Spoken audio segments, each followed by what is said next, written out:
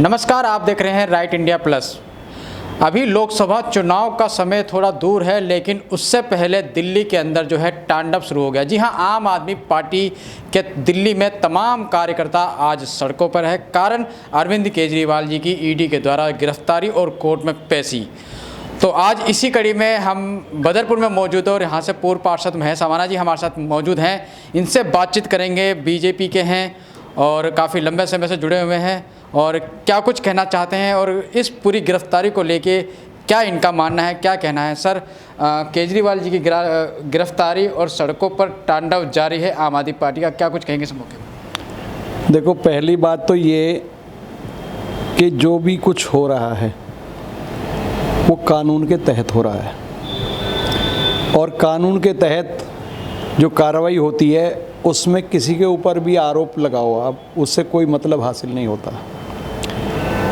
जो घोटाला हुआ है शराब का घोटाला है, हज़ारों करोड़ का इसमें मैटर है, कोई छोटा मोटा मैटर नहीं है। इसी को लेकर के पूरी इंक्वायरी चल रही थी। केजरीवाल के उप मुख्यमंत्री जो थे मनीष जी, वो भी इसी खाते में जेल में गए हैं। संजय सिंह भी इसी खाते में जेल में गए हैं और भी साउथ से भी कोई नेता हैं लेडी, वो भी इसी में गई हैं। तो ईडी जब कोई काम करती है वो पहले पूरे सबूत जुटा लेती है किसी भी व्यक्ति को गिरफ्तार करने से पहले, और जब तक उसके पास सबूत नहीं होते वो किसी पर हाथ ऐसे नहीं डालते, क्योंकि ये एक एजेंसी है भारत सरकार की और इस एजेंसी के तहत जो भी भ्रष्टाचार होता है उस भ्रष्टाचार की तह तक जाने की इनको पावर होती है। ऐसे आरोप लगाया जा रहा है कि ये जो गिरफ्तारी हुई है ये अवैध रूप से की गई है। इसमें कहीं ना कहीं बीजेपी के कहने पे ईडी काम कर रही है और देश के अंदर विपक्ष को ख़त्म करने का एक साजिश रची जा रही है, ऐसा भी आरोप। देखिए, ना तो इसमें देश का कोई नुकसान होता है, इसमें देश का फ़ायदा होता है। मोदी जी ने एक समय पर ये कहा था कि हम भ्रष्टाचार को ख़त्म करेंगे और उसी कड़ी में ये काम चल रहा है। आप ये मत समझिए कि अगर कोई दूसरी पार्टी का व्यक्ति भी, ये केजरीवाल की बात नहीं है, अगर भारतीय जनता पार्टी का भी कोई व्यक्ति इस मामले में शामिल होगा कहीं भी किसी भी भ्रष्टाचार में, तो क्या है, मोदी बहुत अपने तरीके से चलने वाला नेता है। उन्होंने तो ये कह दिया कि भाई आप अपने तरीके से काम करो, मैं आपके काम में हस्तक्षेप नहीं करूंगा, मुझे दूध का दूध और पानी का पानी चाहिए। इस बात को लेकर के केजरीवाल के पूरी जो भी टीम थी इस शराब घोटाले में शामिल, उनके जो साथ लोग थे, राजनीति से भी बाहर के जो बिजनेसमैन लोग थे, उनको भी इसमें अरेस्ट किया गया है। उनसे पहले सारी इंक्वायरी करके पूछताछ करके उसके बाद ही नेताओं पे हाथ डाला जाता है। मुख्यमंत्री उप मुख्यमंत्री कोई छोटी मोटी बात नहीं होती। पार्टी का ऐसा आरोप भी है कि जितने भी नेताओं को अभी तक जेल में डाला है, इनके बड़े लीडरों को, कैबिनेट मिनिस्टरों को, उनके खिलाफ कोई सबूत नहीं है और ईडी जबरन उनको अंदर डाले हुए हैं। ऐसा नहीं होता है। मैंने पहली लाइन में आपको एक ही बात कही कि ईडी पहले सबूत जुटाती है फिर किसी को गिरफ्तार करती है, नहीं तो कोर्ट में क्या, उनको कोर्ट में बेइज्जत होना थोड़ी है। एक इतनी बड़ी एजेंसी जो भारत सरकार के अधीन आती है उसको अपने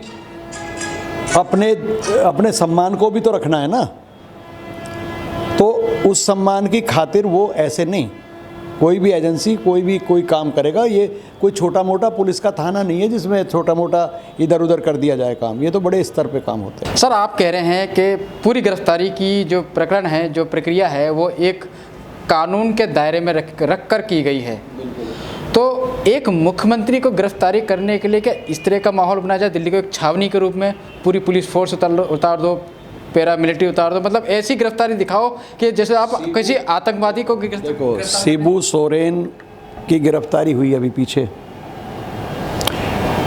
ऑर्डर मेंटेन करने की, लॉ एंड ऑर्डर जो होता है, लॉ एंड ऑर्डर, उसको मेंटेन करने के लिए ये सब प्रक्रियाएं कोई प्रधानमंत्री नहीं करता, ये वही एजेंसी करती हैं।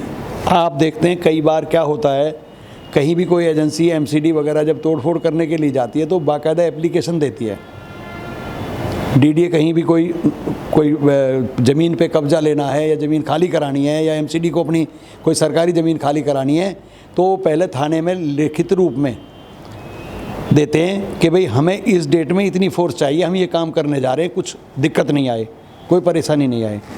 तो ये ईडी जो डिपार्टमेंट है यही ये सारा चीज़ों के लिए अपना करती है, सारा कुछ वो ऑर्डर लेती है बाकायदा, वो वहाँ लिख के देते हैं कि फ़ला दिन हम इन आदमी को गिरफ़्तार करने के लिए जा रहे हैं, सम्मन लेके जा रहे हैं, गिरफ़्तारी करने जा रहे हैं, उसके लिए हमें फ़ोर्स की ज़रूरत पड़ेगी, कहीं कोई किसी तरह का कोई हादसा ना हो जाए, कोई किसी को तकलीफ़ ना हो जाए, इस तरह का ये मामला होता है। सर चलते चलते आपसे एक आखिरी सवाल पूछना चाहूँगा, केजरीवाल जी की गिरफ्तारी पर आगामी लोकसभा चुनाव पर कितना असर आप मानते हैं, कितना असर पड़ेगा?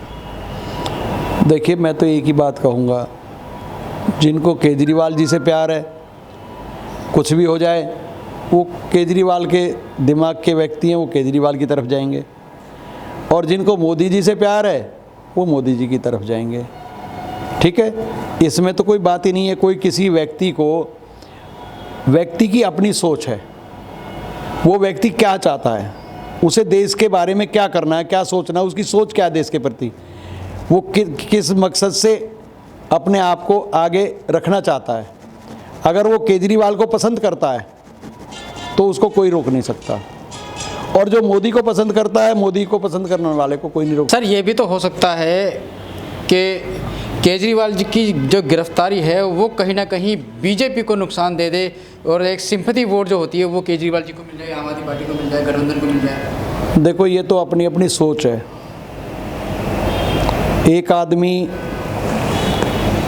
एक बार बात कर रहा था तो उसने अपने हाथ पे ऐसे करके ने 9 लिखा, 9 जी 9 लिखा। जब वो दूसरे की तरफ करता था उसको 6 दिखता था, जी अपनी तरफ करता था तो 9 दिखता था। लेकिन अपने अपने नज़रिए से देख रहे थे ना, वो उनको जहाँ से दिख रहा था उनको 6 दिख रहा था। जब वो लिखने वाला अपनी तरफ करता था उसको 9 दिखता था, लेकिन उसकी तरफ करते ही 6 दिखता था। ऐसे हाथ करता था 6 दिखता था। लेकिन थोड़ी सी सोच थी, अगर उसको ऐसे हाथ को घुमा दिया जाता तो उसको भी 9 ही दिखता।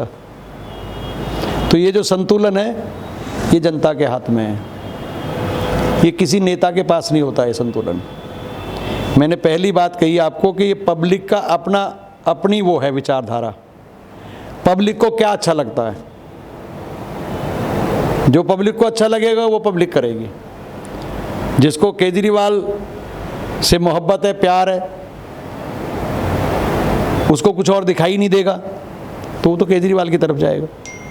जिसने केवल आँख मूंद करके केजरीवाल को चुनना वो केजरीवाल को चुनेगा, और जिसने मोदी के नाम पर चुनना है वो मोदी को चुनेगा। तो इसमें तो कोई बात ही नहीं है।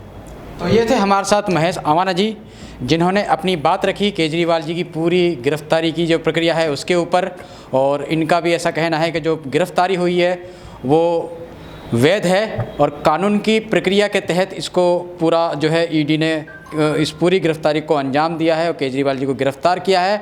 बहरहाल आज दिल्ली का माहौल बहुत ही गर्म है। आम आदमी पार्टी के कार्यकर्ताओं में गुस्सा है, आक्रोश है, जो सड़कों पे देखने को मिल रहा है। वहीं भारतीय जनता पार्टी में कहीं ना कहीं एक खुशी का दौर है, क्योंकि काफ़ी लंबे समय से शराब नीति का मुद्दा भारतीय जनता पार्टी ने पूरी दिल्ली के अंदर लगभग 1.5 साल से उठाया हुआ था, जिसके तहत अब जाकर इनको कामयाबी मिली और आम आदमी पार्टी के जो संयोजक हैं, जो मुखिया हैं अरविंद केजरीवाल जो हैं, उनको ईडी ने गिरफ्तार कर लिया है।